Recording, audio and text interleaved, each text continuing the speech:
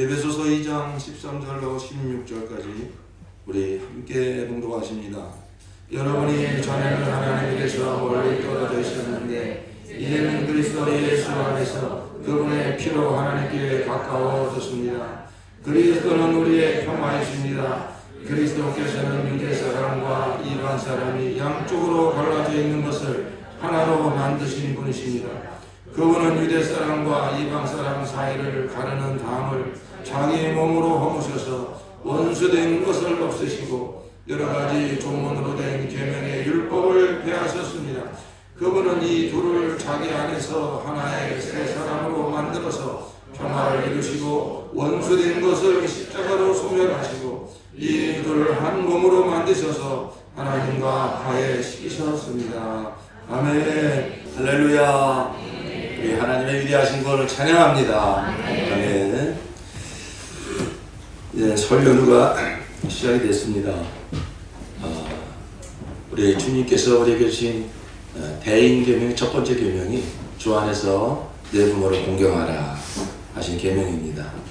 그러므로 세상 풍조가 아무리 갈려져 간다 할지라도 우리는 하나님의 자녀로서 주님의 계명을 받들어 누구보다도 부모님을 주 안에서 공경하는 저와 여러분 되기를 축복합니다. 또 친지가들 만나서 예수님의 그 겸손, 예수님의 온유, 예수님의 용서, 예수님의 사랑을 또 이렇게 드러낼 수 있는 좋은 기회입니다. 여기서도 잘 섬기면서 주님의 향기를 나타내시는 복된 설 연휴가 되기를 바랍니다. 오늘 오후에 혹시 시간 되신 분들은 또 우리 주님의 가족들끼리 뭐 윷놀이도 하고 또 저녁도 먹고 그런 시간을 가지려고 하니까 또 고향을 가지 못하시는 성도님들 계시면 오후에 남으셔서 함께 시간을 보내시기를 바랍니다. 복음성가 중에 이러한 찬양이 있죠. 세상은 평화 원하지만 전쟁의 소문도 늘어난다. 세상은 평화 원하지만 전쟁의 소문도 늘어난다. 세상이 지금 그렇습니다. 모든 사람들이, 모든 가정이, 모든 나라가 다 평화를 원하죠. 하나 되기를 원하죠. 그러나 그 소원과 달리 전쟁의 소문은 점점 더 늘어나고 가정도 무너지고 나라 안에서도 서로 싸우고 나라 지간도 서로 싸우고 이러한 전 마음을 힘들게 하는 소문들이 점점 더 늘어납니다. 세상에 의식이 있는 사람들이, 정치가들이 또는 어떤 지식인들이 이 세상의 평화를 꾀해보고자 많은 시도들을 해왔고 지금도 하고 있습니다. 대표적으로 유엔, 그러한 세계 평화 기구를 만들어서 전쟁을 종식시키고 평화를 가져오고자 그런 노력들을 많이 하고 있습니다. 그런데 우리가 체감하듯이 뉴스를 보면 매일 들리는 그 소문이 그런 우리의 바람과는 달리 점점 더 분열되고 점점 더 막 상대방을 원수처럼 여기고 막 그러한 또 사람 속에 있는 분노와 증오를 활용해서 그걸 가지고 또 자기 편을 만들고 이러한 좀 세상이 되어가고 있죠. 죄송한 얘기지만 세상은 점점 더 그렇게 될 겁니다. 왜냐하면 하나님께서 그렇게 말씀하시기 때문입니다.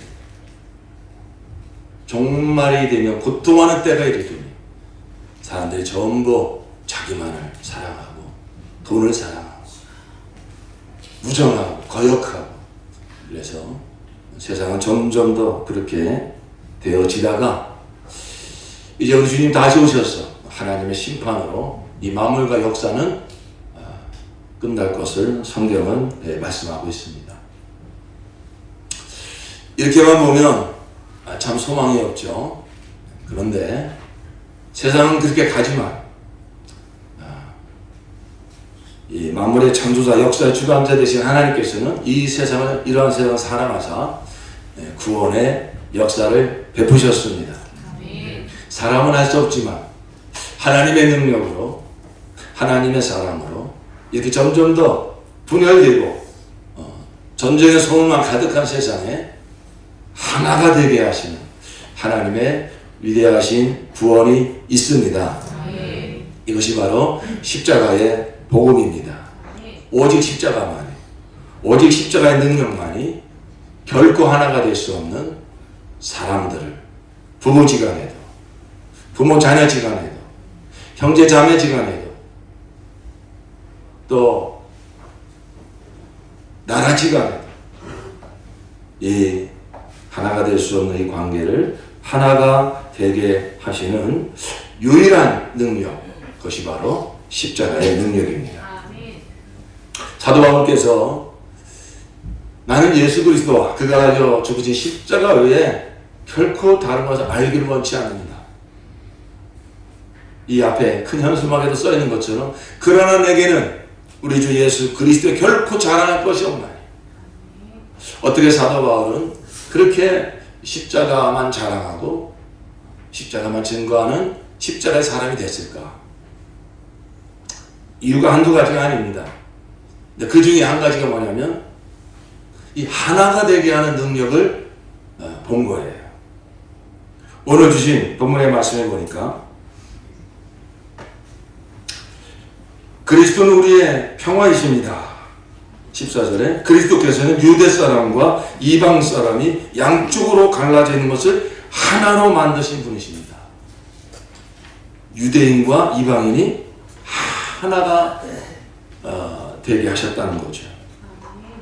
무엇으로요? 그분은 유대 사람과 이방 사람 사이를 가르는 담을 자기 몸으로 허무셔서 원수된 것을 없애지고 여러 가지 조문으로 된 계명의 율법을 폐하셨습니다. 그분은 이 둘을 자기 안에서 하나의 새 사람으로 만들어서 평화를 이루시고 16절 같이 읽읍시다. 원수된 것을 십자가로 소멸하시고 이 둘을 한 몸으로 만드셔서 하나님과 화해시키셨습니다. 아멘.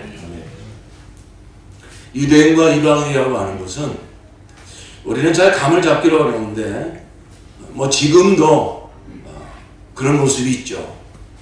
저 팔레스타인 사람들과 저 이스라엘 사람들 지금도 여전히 증오하면서 서로 원수처럼 여기면서 몇 년 전에 또 일어난 그 전쟁이 아직도 끝나지 못하고 있죠.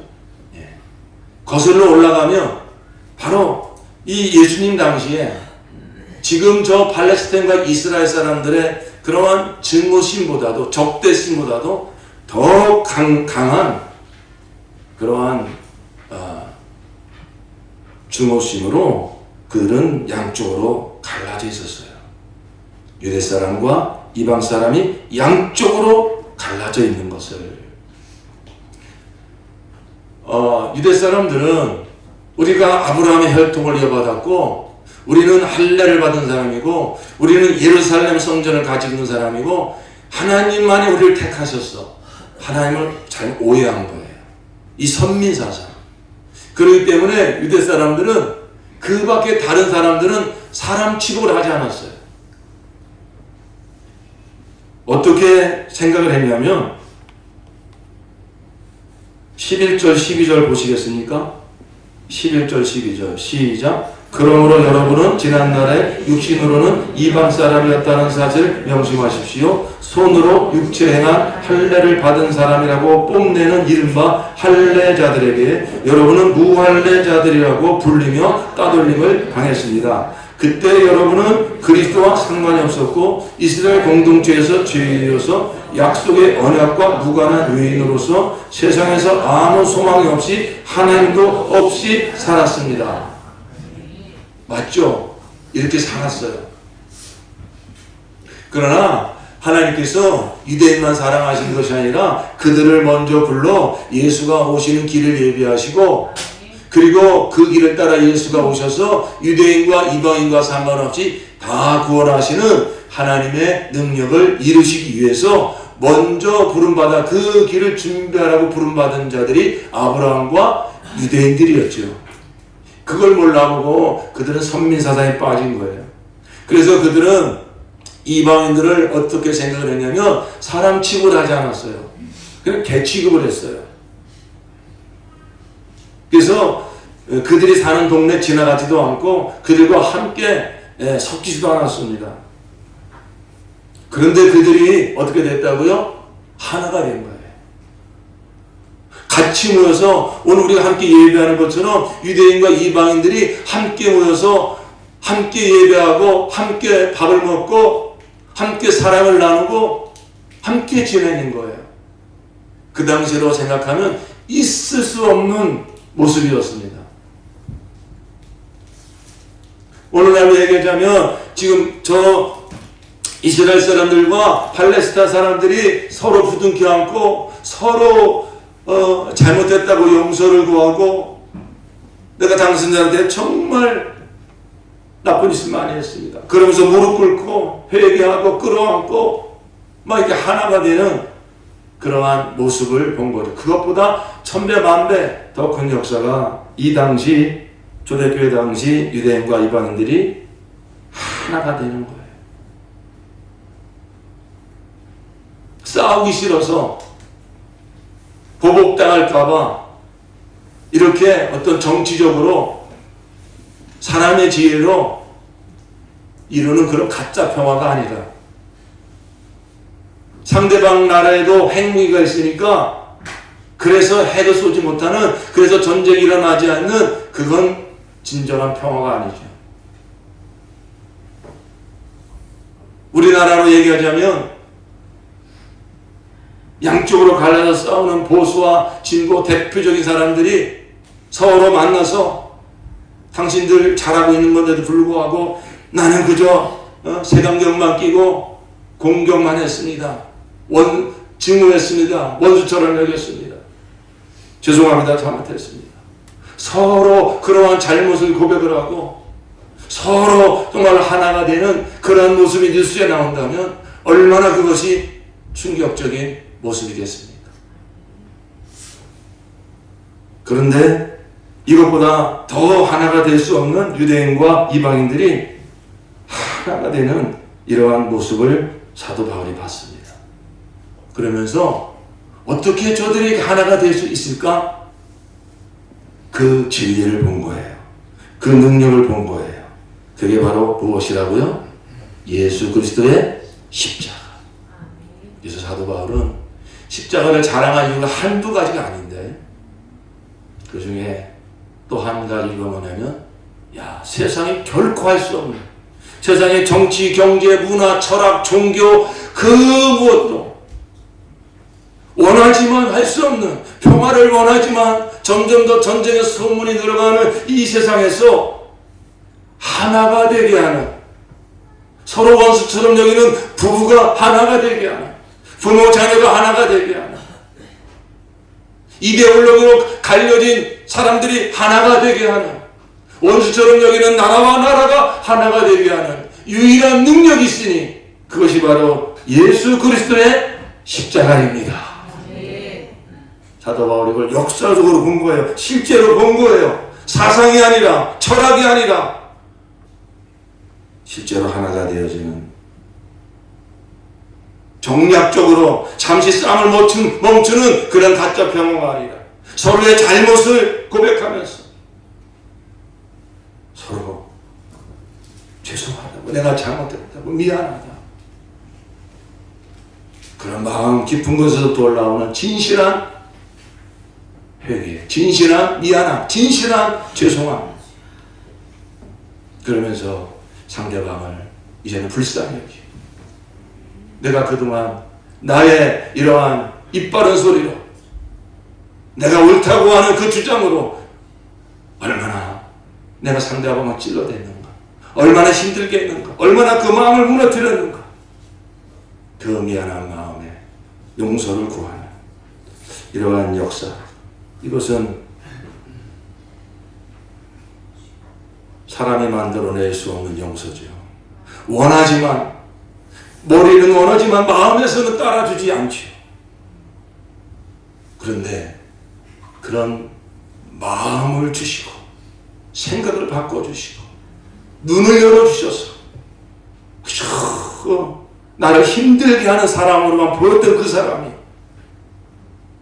주님께서 내 마음을 바꿔주시니 불쌍히 보이고 긍휼히 여겨주시고 내가 더 도와주지 못하고 내가 더 뒷바라 해주지 못한 것에 대해서 미안한 마음이 생기고 이러한 눈이 열려지게 하는, 나를 바라보면서 나는 잘못한 거 하나 없다고 변명하고 옹호하던 내 모습에서 나의 그 고집스러움, 나의 그 교만함, 나의 그 남을 찔러대는 그 잣대, 나의 그러한 죄악된 모습을 보게 하시고 그래서 마음을 낮춰 겸손하게 하시며 그런 말미암아 상처받았을 그 아내, 그 남편, 그 자식, 그 부모, 그 형제 자매 그를 바라보면서 죄송한 마음이 들게 하여 진실로 끌어안게 하는 이 능력은 다른 그 무엇이 아닌 우리 주 예수 그리스도의 십자가로부터 나옵니다.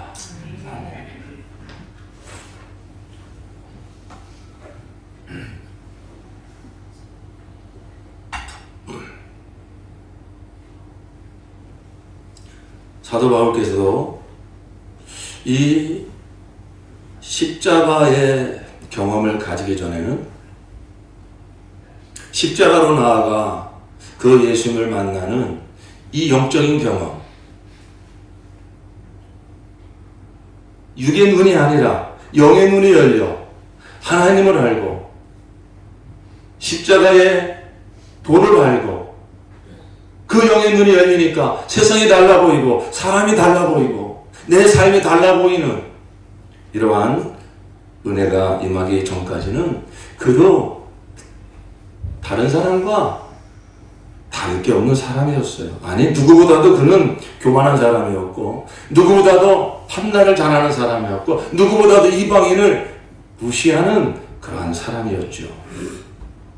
그래서 그는 빌립보서 3장 4절에 나도 전에는 이런 사람이었습니다 하면서 이런 고백을 합니다.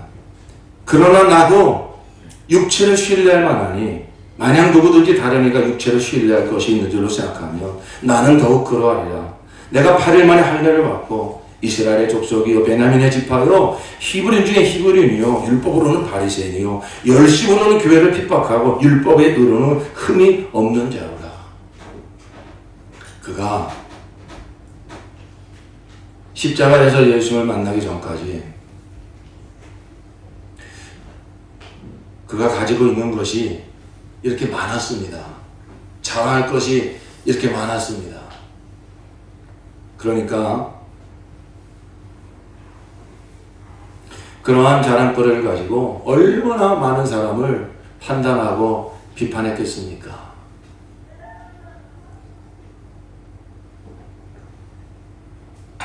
그런데 그 모든 것이 십자가 앞에 서는 순간 다 무너졌습니다. 잿더미처럼 잿더미에 주저앉아 내가 정말 하나님을 오해했구나. 내가 하나님의 율법을 오해했구나. 나는 율법으로 좀 전에 고백하는 것처럼 율법의 의로는 흠이 없는 자인 줄 알았는데 눈이 열려 하나님을 다시 알게 되고 하나님의 율법을 다시 알게 되고 내 인생을 다시 보게 될 때 로마서 7장에 그는 이렇게 고백해요. 율법으로 말미암지 않고는 내가 죄를 알지 못하였으니 곧 율법이 탐내지 말라 하지 아니하였다면 내가 탐심을 알지 못하였으리라. 자기는 율법으로 흠이 없는 자인 줄 알았어. 율법을 아주 다 알고 있다고 생각을 했어요. 율법의 대가라고 생각을 했어요. 그런데 성령께서 그를 쫙 비치기 시작을 하니까, 아니 율법에 탐내지 말라고 하는 계명이 있었네. 여러분 십계명에 보면 마지막 10번째 계명이 이웃을 탐내지 말라는 계명이 있었어요. 그러니까 깜짝 놀란 거예요. 아니 나는 이 율법을 다 알고 생각하고 있었는데 나는 그 탐심을 품는 걸 죄라고 여기지 않고 있었네. 이게 뭐지? 율법에 분명히 이렇게 적혀 있는데. 눈이 열려지기 시작하면요, 주님께서 마음을 낮추기 시작을 하면요, 그동안 내가 똑똑하다고 생각했지만 얼마나 무지하게 살았는지, 얼마나 어리석게 살았는지 그게 다 보이기를 시작을 하죠. 그래서 저는 가슴을 치면서 오라 나는 곤고한 사람이로다. 내가 내 안에 하나님의 법대로 살고 싶은 사람이 있고 또 그걸 거스리면서 내 고집대로 내 욕심대로 살고 싶은 사람이 내 안에서 싸우는구나. 오라 나는 곤고한 사람이로다. 누가 나를 이 사망의 이 늪에서 이 몸에서 건져내랴. 그러면서 막 가슴을 치며 회개하는 모습을 보게 됩니다. 그렇습니다. 누가 나의 실상을 보여주며 나의 어리석음을 드러내며 똑똑한 것 같지만 참 어리석은, 그리고 내가 잘났다고 생각하는, 내가 옳다고 생각하는, 내가 똑똑하다고 생각하는 그것을 가지고 남들을 사정없이 판단하고 비판하며 마음을 무너뜨렸던 이 죄악된 모습을 고스란히 드러내주는 것이 세상에 무엇이 있겠습니까? 오직 예수 그리스도의 십자가밖에 없습니다.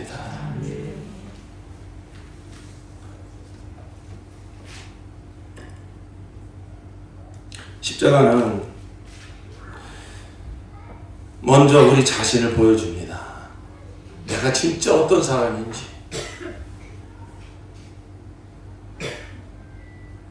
십자가는 나에 대한 하나님의 정직한 평가입니다. 여러분, 나를 위해서 우리는 쉽게 말합니다. 하나님이 나를 사랑하사 독생자 예수를 보내주시고 예수님은 나를 사랑하사 십자가에 피 흘려 죽으셨습니다. 여러분, 이 메시지를 다시 한번 가만히 생각해 보십시오. 아무런 죄가 없는 하나님의 아들 예수께서 나를 위해서 십자가에 피 흘려 죽으셨다는 얘기는 이게 무슨 얘기입니까? 그 방법이 아니고서는 내가 구원받을 길이 전무하다는 거예요. 내가 지은 죄가 아무런 죄가 없는 하나님의 아들 예수님이 십자가에 죽으셔야만 사함받을 수 있는 그런 죄라는 거예요. 나에게는 아무런 소망이 없다는 거예요. 무지하고 무능하고 전적인 실패자, 십자가는 그 말을 하는 거예요. 나의 실성을 보여주고 있는 거예요.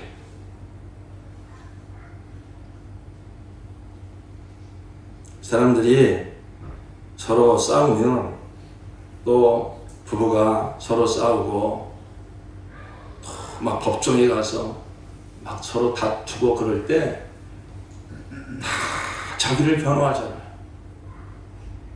내가 오죽하면 그랬겠습니까? 그러면서 자기를 옹호하고 자기를 변명하고, 그래서 그 한 사람의 얘기만 들어보면 상대방은 아주 못된 사람이죠. 상대방은 그냥 아주 죽일 사람이에요. 근데 그 상대방의 얘기를 또 들어봅시다. 그 상대방의 또 얘기를 듣다 보면요, 또 다른 그 사람이 정말 나쁜 사람이고요, 그 사람이 못된 사람이고요, 그 사람이 죽일 사람이에요.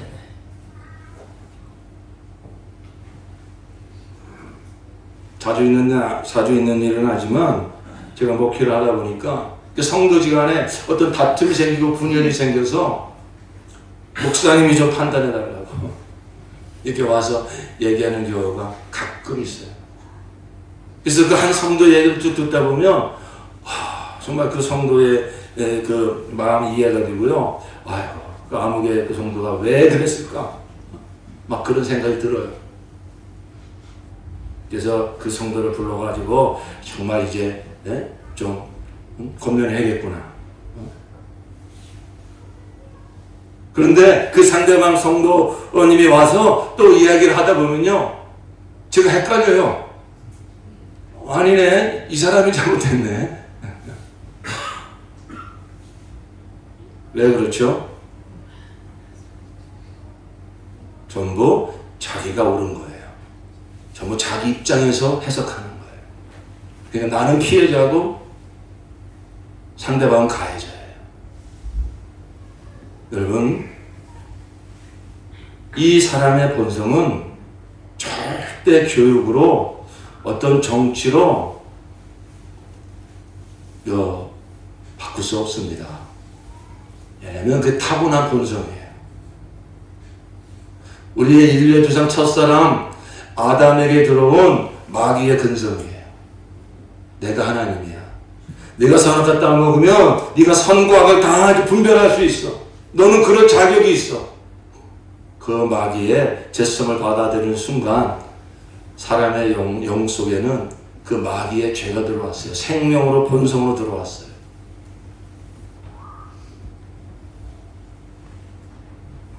우리 자녀들을 키워보면 아시죠?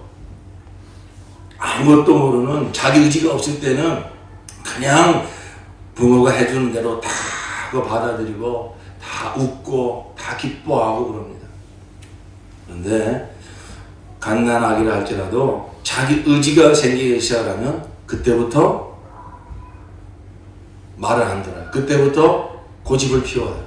그때부터 자기 옳음을 주장을 해요. 그때부터 자기 주장을 해요. 그게 이제 나이가 점점 먹으면서 점점 더 심각한 수준에까지 도달하게 되죠. 내가 옳으니까 하나가 될 수가 없는 거예요. 왜? 상대방도 자기 생각하는 게 옳아요. 이러한 그 죄성, 그로 말미암아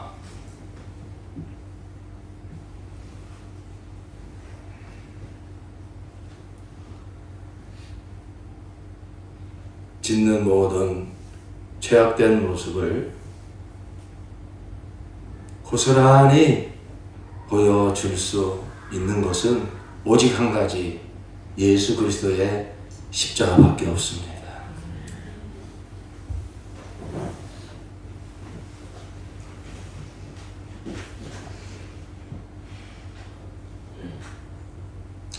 성령님은 저와 여러분을 십자가 앞으로 이끌어가기를 원하십니다. 우리가 이 땅에 사는 날 동안 하나님이 우리에게 허락하신 관계는 다 하나님의 뜻이 있어서 그렇게 부부가 되게 하셨고, 그러한 가족 공동체를 이루게 하셨고, 우리 목장과 교회 공동체를 이루게 하신 줄로 믿습니다.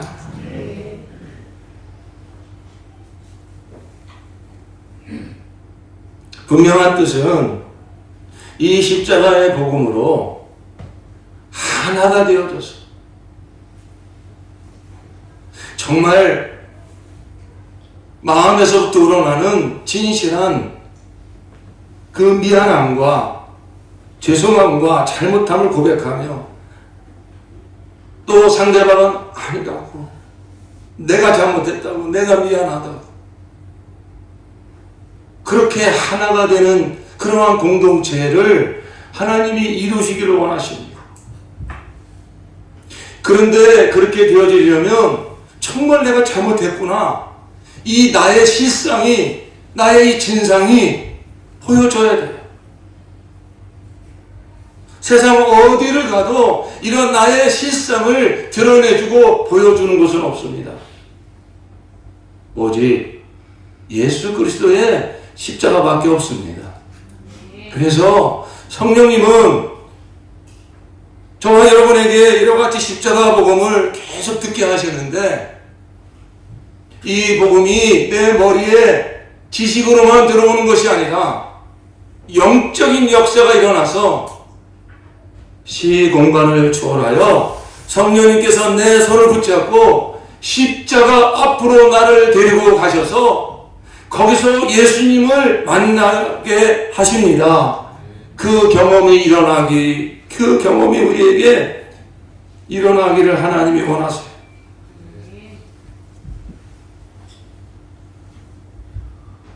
우리는 십자가로 나아가 거기서 나를 위하여 십자가에 달려 피 흘려 죽으시는 예수님을 보아야 됩니다. 이게 너의 실상이야. 네가 자랑하던 거, 네가 어깨에 힘주며 살던 거, 그래서 그것 가지고 남을 판단하던 거, 그 실상을 보아라. 내가 자랑하던 그 실상을 보아라. 예레미야 9장 23절에 나 주가 말한다. 지혜 있는 사람은 자기의 지혜를 자랑하지 말아라. 용사는 자기의 힘을 자랑하지 말아라. 부자는 자기의 재산을 자랑하지 말아라. 오직 자랑하고 싶은 사람은 이것을 자랑하여라. 나를 아는 것과 나 주가 긍휼과 공평과 공의를 세상에 실현하는 하나님인 것과 내가 이런 일을 하기를 좋아한다는 것을 깨달아 알만한 지혜를 가지게 되었음을 자랑하여라. 나 주의 말이다.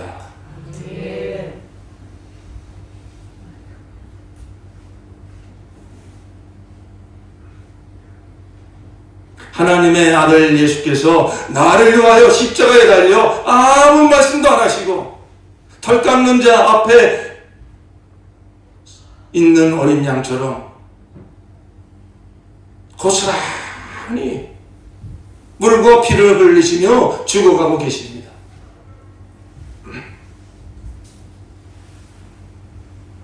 그 앞에 서면 여러분 무슨 말씀을 하실 것 같습니까? 나 위하여 십자가에 달려 죽으시는 하나님의 아들 예수님 십자가에 달려 죽으시는 그 십자가 앞에 우리가 선다면 그 앞에서 우리는 무엇을 자랑하겠습니까? 내가 나름대로 착하게 살았다고 그런 말을 할 수 있겠습니까?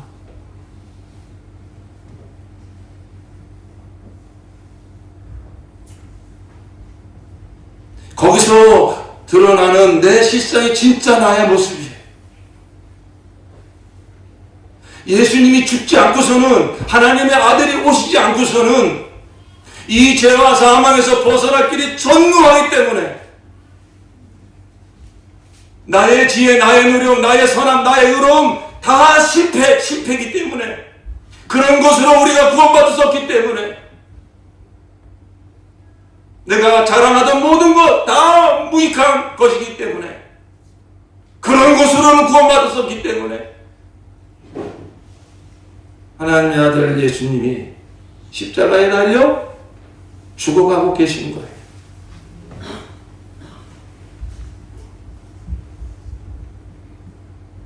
우리는 십자가로 나아가 피 흘려 죽으시는 예수님을 바라볼 뿐만 아니라 이제 그 속으로 들어가 예수님의 마음을 볼 수 있기를 바랍니다.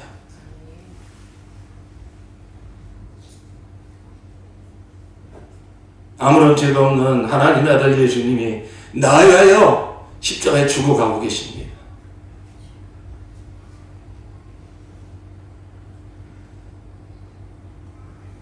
사도행전 2절을 보면 이 십자가의 복음을 사도 베드로가 첫 번째 설교로 전파했을 때 각처에서 몰려든 유대인들, 선민사상에 빠져서 이방인들 개취급하며 살던 그 유대인들이 어떻게 반응합니까? 너희가 십자가에 달아 죽인 예수를 하나님은 주와 그리스도가 되게 하셨느니라 선포할 때 성령께서 역사하시니까 그 십자가 앞에 자기의 실상이 드러났습니다. 내가 예수를 죽인 자구나. 내가 잘났다고, 내가 옳다고, 내가 자랑하면서 함부로 남을 판단하고 비판하던 그 죄가 예수를 찔렀구나. 예수를 죽였구나. 자기의 그 죄악이 고스란히 다 드러난 그 현장 앞에서 그들은 가슴을 치며 어찌할꼬 끊지 않고 그들은 회개하기 시작을 했습니다.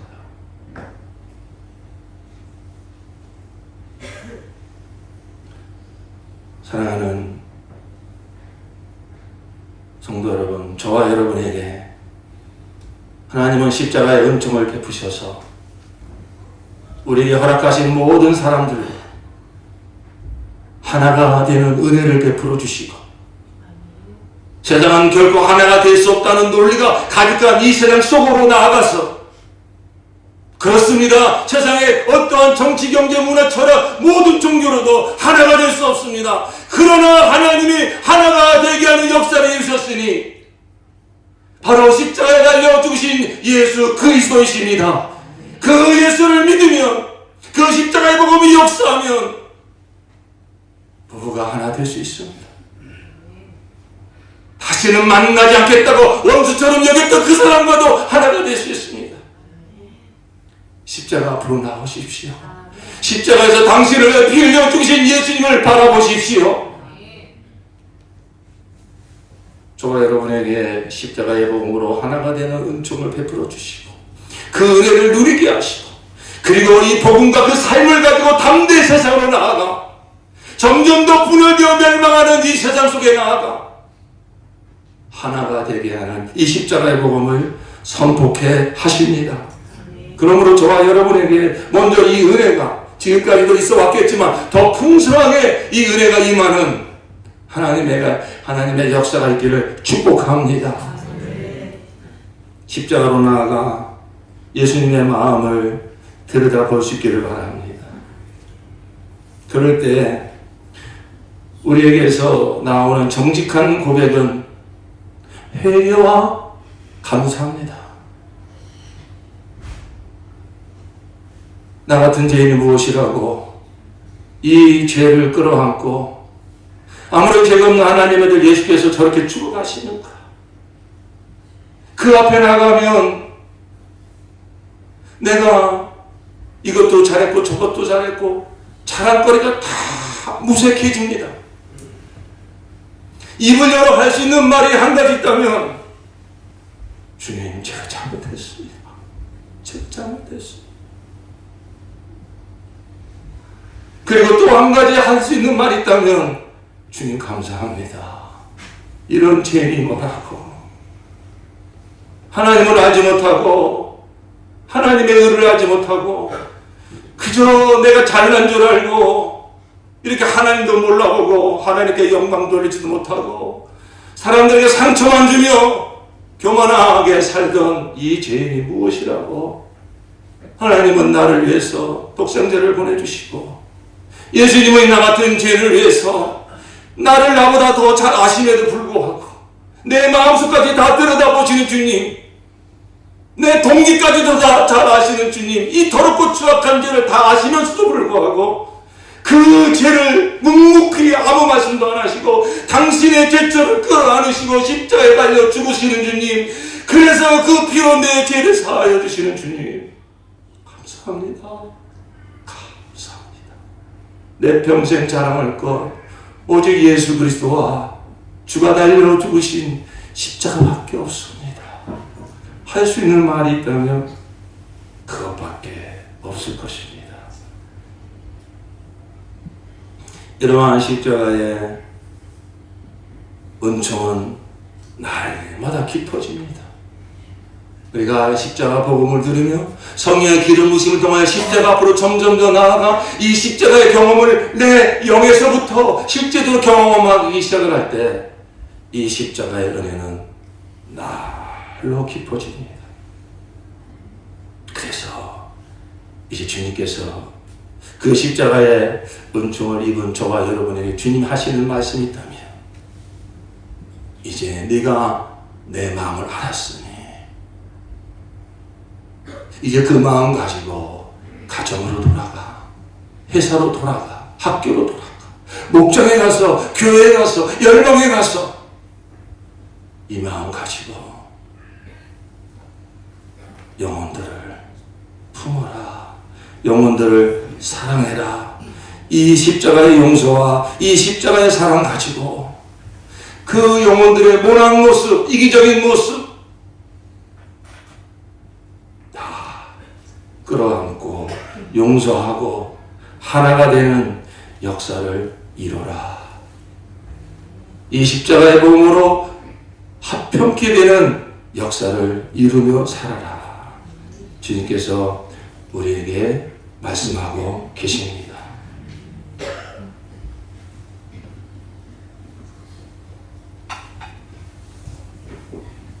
사람들이 정말로 중요한 말을 언제 하냐면 임종 직전에 합니다.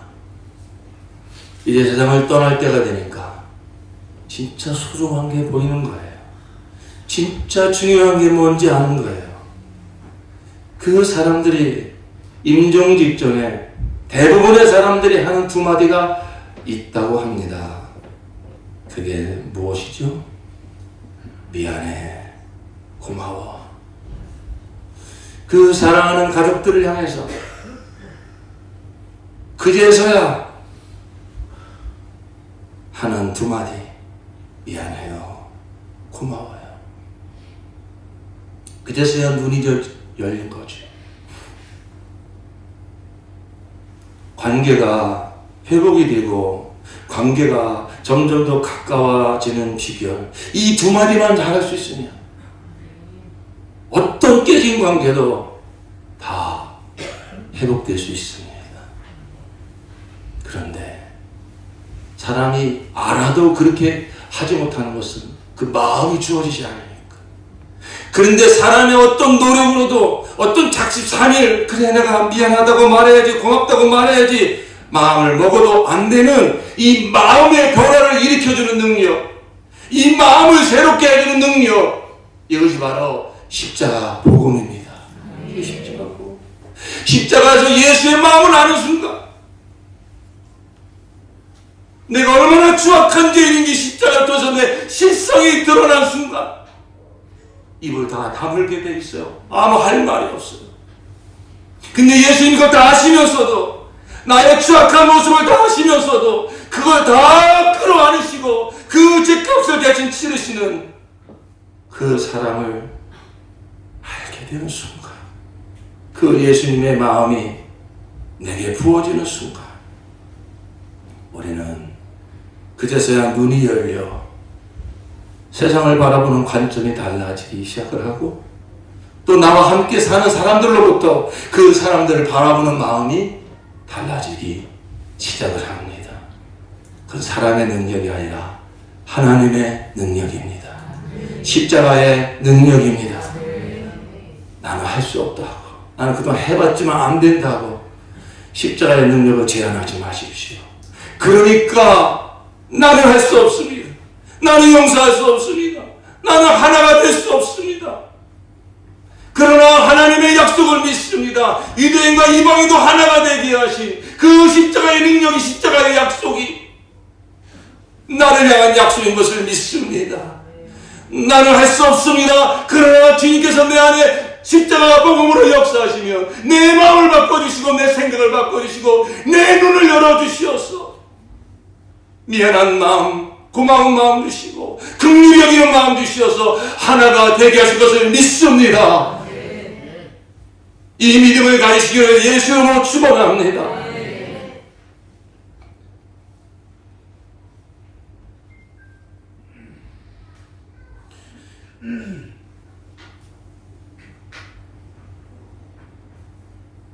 목사님, 저는 마음을 그렇게 고와요. 제 마음에 그런 마음이 왔는데 여전히 남편은 변하지 않아요. 여전히 아내는 변하지 않아요. 여전히 그 사람은 나를 힘들게 해요. 여러분, 십자가 복음이 역사하면요, 내 실상만 드러내주는 게 아니라 그 상대방의 실상도 보여주십니다. 두 가지를 보여주세요. 내가 하나님의 형상으로 창조된 것처럼 그 사람도, 그 남편도 하나님의 형상으로 지음받은 존재야. 근데 왜 저렇게 악독한 모습이 있죠? 저도 마귀의 희생물이야. 마귀의 정체성이 들어가. 그걸 그렇게 한 줄도 알지 못하고 그냥 자기가 잘난 줄 알고 자기가 옳은 줄 알고 그렇게 하는 거야. 네가 그랬잖아. 네가 마귀의 이쟁을 내서 네가 그렇게 했잖아. 상대방도 몰라서 그러는 거란다. 희생물이란다. 그런 모습을 보여주시죠. 그럴 때 우리는 더 이상 저 사람 변하게 해달라고, 저 사람의 정말 저 급박한 마음 변하게 해달라고 기도하기 전에 주님, 내가 알지 못하여 내가 중보한다고 하면서 남편 위해서 기도한다고 하면서 사실은 다 고발하고 고소하고 있었습니다. 내 인생, 내 신세 분양하고 있었습니다. 그러니 말은 안 해도 그 남편이, 그 아내가, 자식들이 모를 리가 없죠.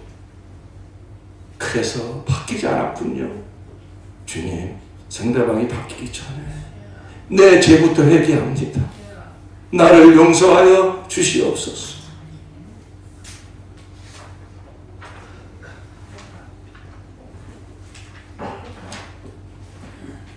죄송한데 주보 좀 하나 좀 돌려주세요.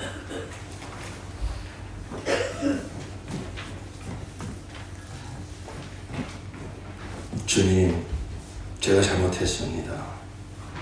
우리는 가족이나 다른 사람의 행동으로 인하여 마음 아파할 때가 많습니다. 그때 우리는 이러한 중보기도를 합니다. 오 주님, 딸이 주님을 너무 가슴 아프게 합니다. 제발 그가 변화되게 해주세요. 오 주님, 아들이 게임 중독에 빠져 있습니다. 제발 그가 거기에서 벗어나게 해주세요. 오 주님, 남편이 주님께 관심이 없습니다. 주님, 제발 그가 진리를 깨닫게 해주십시오. 그렇게 간절하게 기도하는데도 응답이 되지 않는다면 재고해 봐야 합니다. 우리는 어쩌면 문제의 핵심을 모르고 있는 것입니다. 그것은 중보가 아닙니다.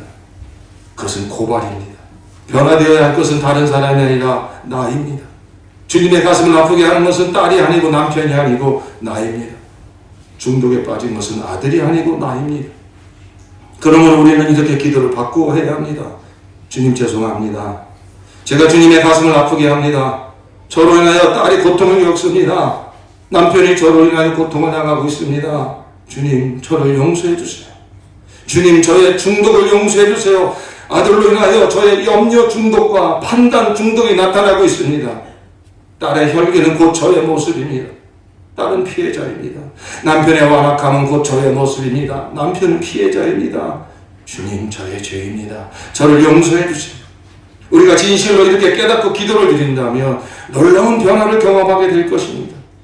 바깥의 변화가 생기기 전에 먼저 나의 마음에 기쁨이 임하고 천국이 임할 것입니다. 부디 기억하십시오.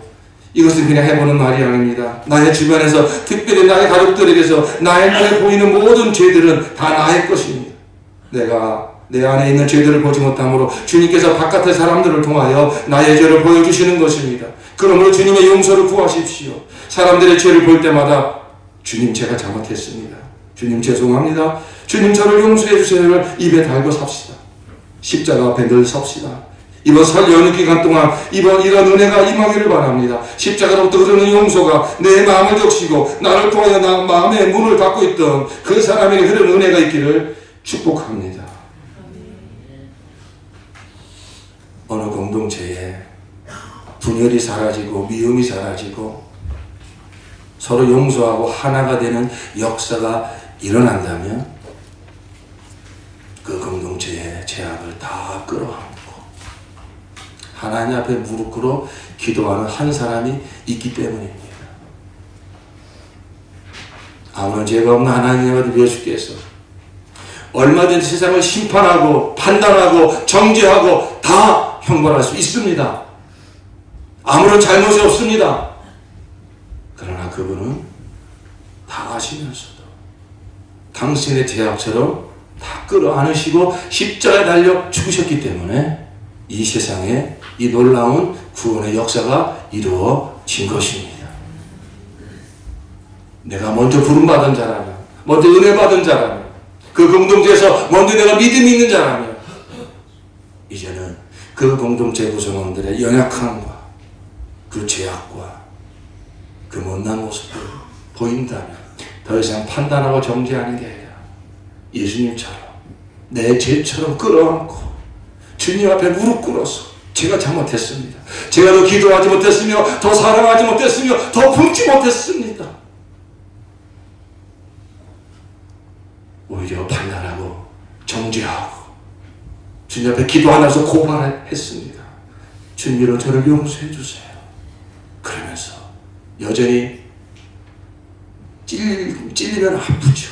여전히 그런 마음 몰라주고 여전히 공격당하면 힘들죠. 그러나 그럴 때마다 십자가를 바라보는 겁니다.